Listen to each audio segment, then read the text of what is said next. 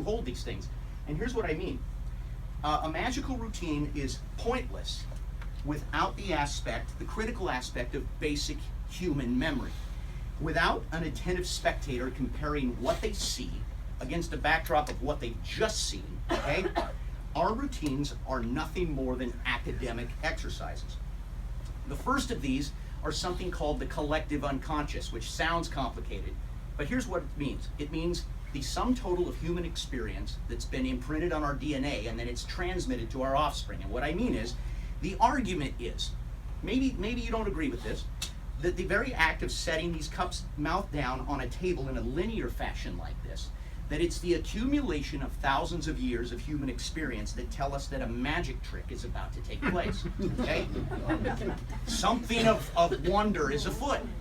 And if you quibble with that, I'm telling you, I could go somewhere and do this where the smallest of children are, and they just feel like a caper is getting ready to happen.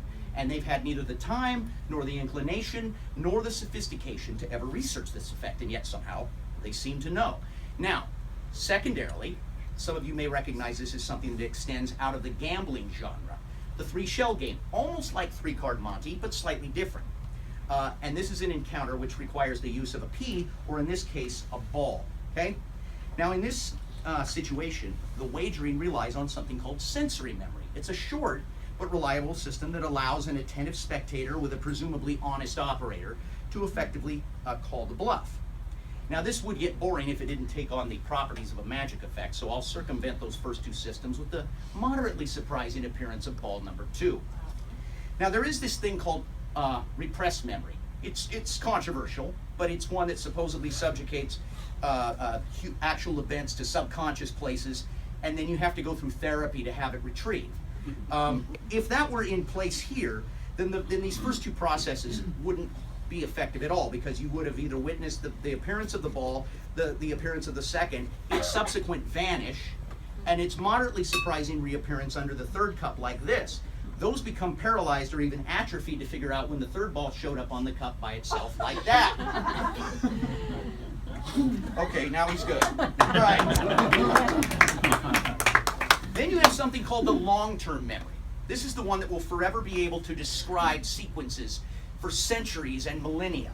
The one in which the operator is seen to place a ball under each cup, keeping my hand contorted like this for reasons I don't have to explain. But I'm not calming anything in case you thought that.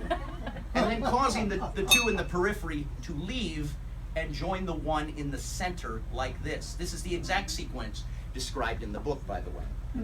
Now, the well-versed sleight of hand artist sort of enjoys the idea that we spend our time circumventing all these memory systems.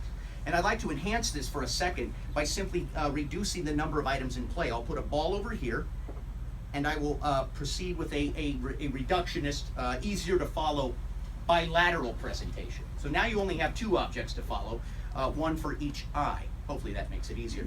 Also, when I'm working public festivals, primarily beer and wine festivals, this is the technique I use to calibrate the commensurate blood alcohol levels of the maverick inebriated heckler. Because as we know, alcohol not only sharpens the senses, it increases one's ability to navigate the subtleties of an effect like this. So when I feel like somebody may be a little overblown standing at my table, I'll cover each of the balls and claim they've switched places. Thank you very much.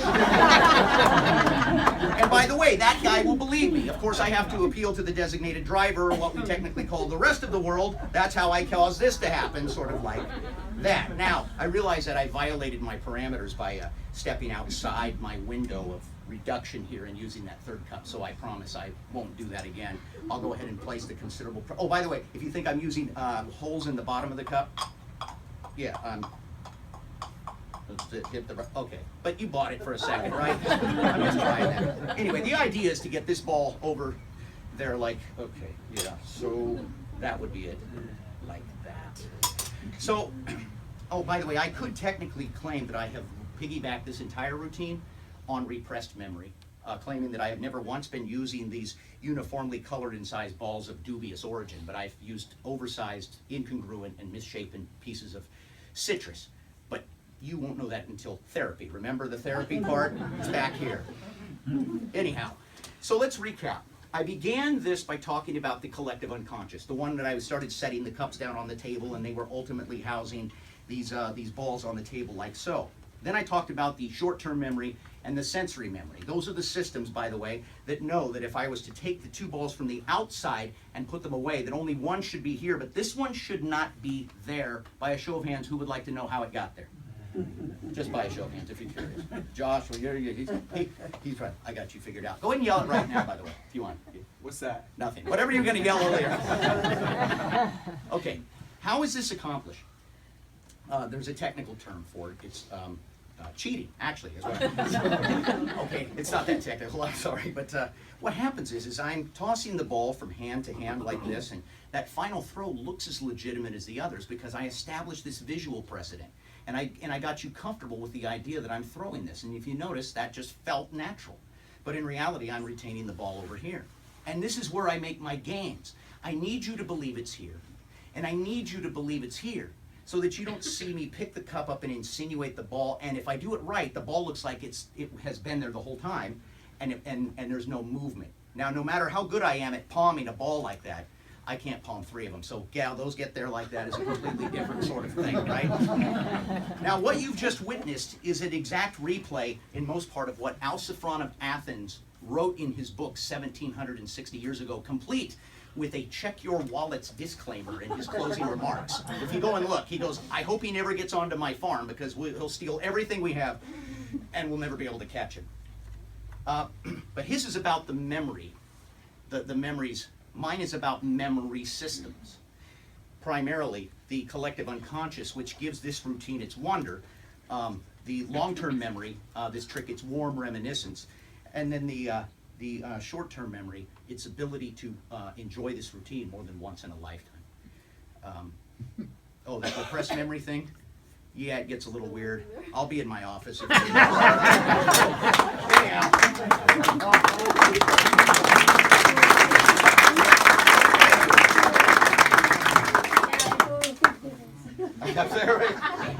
I heard him say something.